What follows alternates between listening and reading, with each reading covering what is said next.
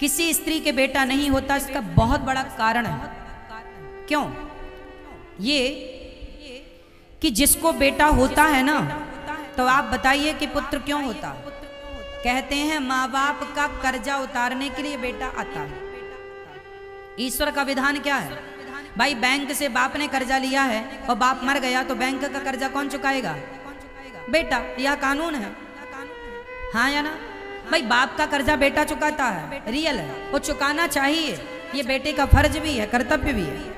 बाप का कर्जा बेटा, बेटा क्यों आता है? कर्जा चुकाने के लिए। भाई जिसके सिर पे कर्जा था उसका बेटा आया, जिसके सिर पे कर्जा था ही नहीं उसको ईश्वर ने बेटा नहीं दिया कि तेरे झंझट क्यों पाले, तेरा तो कर्जा ही नहीं है।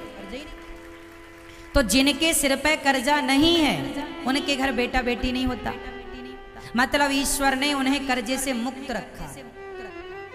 तुमने किसी का खाया है तो तुम उसे खिला खिला के चुका रहे हो, उसने नहीं खाया वो आनंद से है। एक्चुअली जिसके बेटा नहीं होता, ईश्वर की ये बहुत बड़ी कृपा है। चूंकि संसार में सबको बेटा होता है। मेरी सहेली को, मेरे साथ शादी हुई, मेरी सहेली को भी बेटा हो गया, मेरी सखी को भी बेटा हो गया, मेरे साथ मेरे 1 साल बाद इसकी शादी हुई, इसको भी बेटा। हे भगवान मेरे को बेटा नहीं हुआ।